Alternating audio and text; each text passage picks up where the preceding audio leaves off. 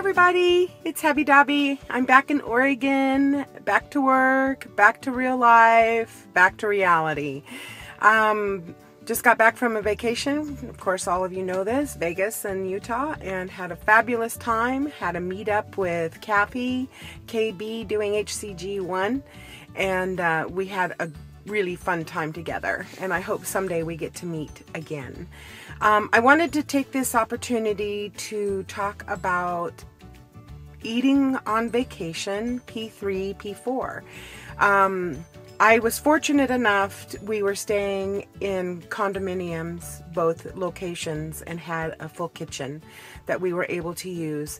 So my husband and I are not ones to go out to restaurants too terribly often, and we often will just pack food. So it was pretty easy for us to eat appropriately, if you will, or to follow P3 or P4 protocol.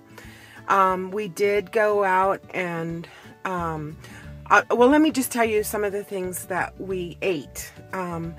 Cheeses. In the morning we would have omelets with chicken sausage or bacon, cottage cheese, lot of meats. We would grill steaks every night, and I would cut onions, sweet onions, really thick and grill them on the barbecue with portobello mushrooms, really big, and then we sprinkle a little bit of cheese on there.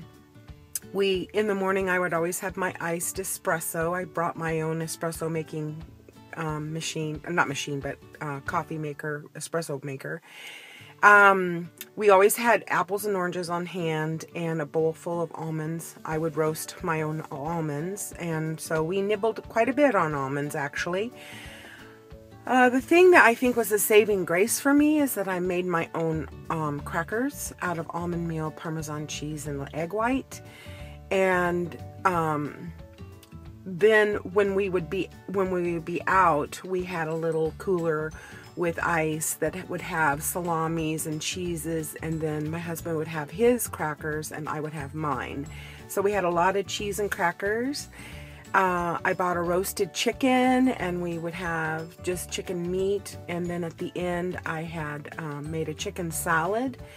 I bought cream cheese, and I took a whole garlic bulb and roasted it. And then I mixed that cream cheese and the roasted garlic and celery and onion and red bell pepper and put that in celery sticks. Had some leftover and used that inside with chicken salad.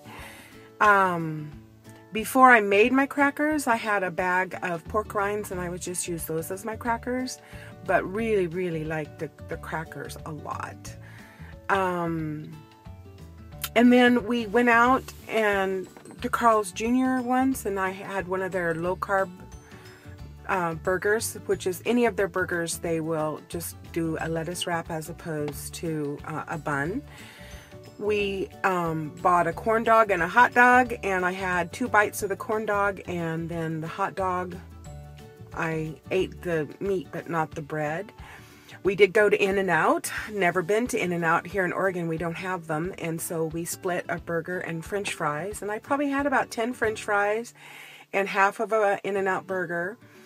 Bought, the night before we flew home, I bought a pint of the I don't know the brand, but it was chocolate coconut ice cream, and it was sweetened with agave nectar, which I generally don't use because it is highly processed.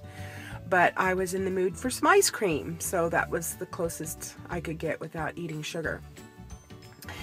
My husband and I had budgeted to go out and have a really nice dinner.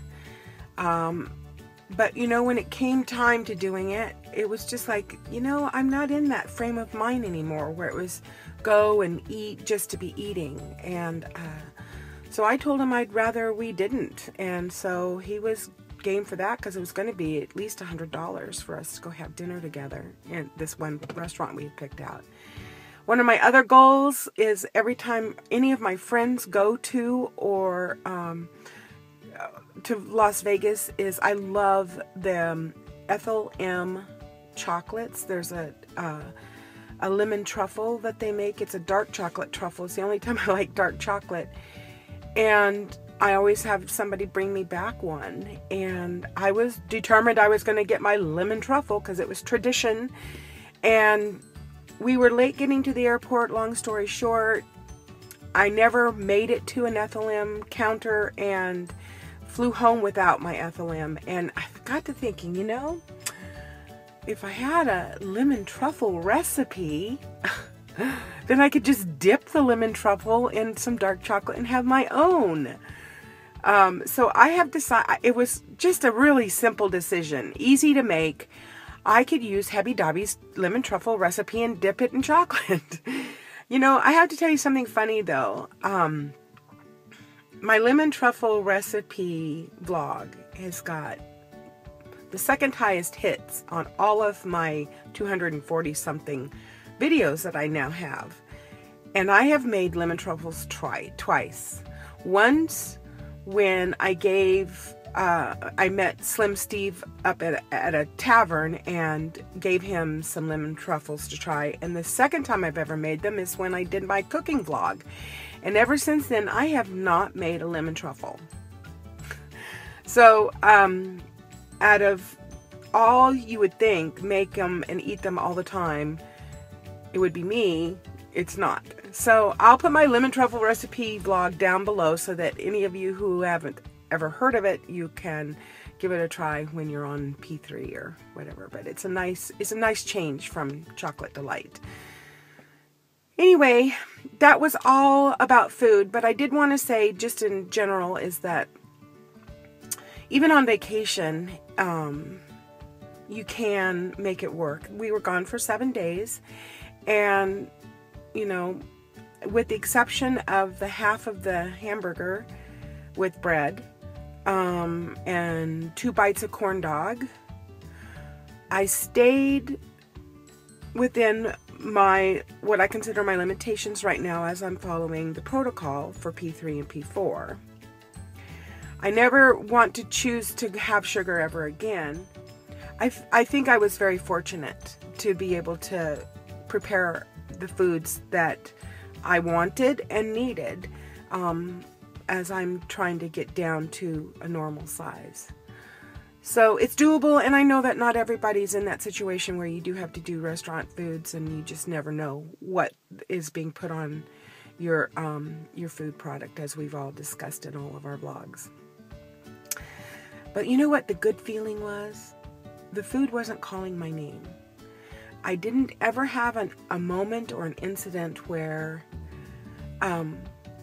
sugar was calling my name. I really, really feel like I've got a hormonal handle on it, because I don't think it's all mental. I think there's a lot of hormonal imbalances that make us want and crave foods that we have been addicted to. So that was a really good feeling to walk around, you know, everything decadent and not have this tug of wanting to indulge in something that I know that it's not good for me. So anyway, that's it, and I will be seeing you soon. Bye.